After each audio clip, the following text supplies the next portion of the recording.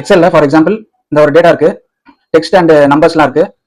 For example இப்போ equal to இந்த text இருக்கிற செல் மல்டிப்ளைட் பை 1 கொடுத்தோம்னா இப்போ வேல்யூ எரர் தான் வரும். இப்போ இதை அப்படியே ஃபில் பண்ணிக்கலாம். வேல்யூ எரர் வந்திருக்கு, டெக்ஸ்ட்டும் நம்பரும் மல்டிப்ளை ஆகாது, அதனால வேல்யூ எரர் வந்திருக்கு. இப்போ டெலிட் பண்ணிக்கலாம். For example equal to if error function எடுத்துக்கலாம். இஃப் எரர் ஃபங்க்ஷன் அதில் வேல்யூ ஆர்குமெண்ட்ல இந்த செல் மல்டிப்ளைட் பை 1 கொடுத்துட்டு வேல்யூ ஆர்குமெண்ட் முடிஞ்சது, கமா கொடுத்தோம்னா வேல்யூ இஃப் எரர் ஆர்குமெண்ட் அதில் டபுள் கோட்ஸ் எம்டியா விட்டுட்டு இப்போ பிராக்கெட் க்ளோஸ் பண்ணிட்டு கண்ட்ரோல் என்டர் கொடுத்தோம்னா ரிசல்ட் அப்பியர் ஆயிடுச்சு.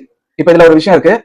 ஃபார் எக்ஸாம்பிள் இங்க ஏதாவது நம்ம சேஞ்ச் பண்றோம்னா இப்போ இங்க வந்து 560 டைப் பண்ணி இப்போ ஃபார் எக்ஸாம்பிள் 516 கொடுத்து என்டர் கொடுக்குறோம்னா இங்க இந்த இடத்துல நம்பர் வந்துடும்.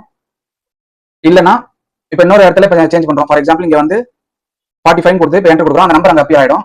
இந்த மாதிரி சேஞ்ச் ஆகும், டைனமிக்கா ஒர்க் ஆகும். இந்த மாதிரி நம்ம கொண்டு வரலாம். ஃபார் எக்ஸாம்பிள் எக்ஸல் வந்து ஒரு spreadsheet programming language, spreadsheet programming application. நம்பர்லாம் எப்பவுமே ஆல்வேஸ் ரைட் அலைன்மெண்ட்ல தான் இருக்கும். இதுல கவனிச்சு பாத்தீங்கன்னா தெரியும், ரைட் அலைன்மெண்ட்ல தான் இந்த நம்பர்ஸ்லாம் ரைட் அலைன்மெண்ட்ல தான் இருக்கும். அதே மாதிரி டெக்ஸ்ட் எல்லாம் பாத்தீங்கன்னா லெஃப்ட் அலைன்மெண்ட்ல தான் இருக்கும். லெஃப்ட் சைடு மூவ் ஆயிருக்கும், இந்த டெக்ஸ்ட் எல்லாம் லெஃப்ட் சைடு மூவ் ஆயிருக்கும். இப்போ வந்து எக்ஸல் வந்து ஸ்ப்ரெட்ஷீட் ப்ரோக்ராமிங் அப்ளிகேஷன். அப்புறம் இன்னொரு பாயிண்ட், நம்பர் ஆஃப் ரோஸ் வந்து 10,48,576 ரோஸ் பாத்தீங்கன்னா இருக்கு. நம்பர் ஆஃப் காலம்ஸ் வந்து 16,384 இருக்கு எக்ஸல்ல. இது ஒரு ஒர்க் ஷீட்ல இருக்கிற கணக்கு இந்த மாதிரி இருக்கு.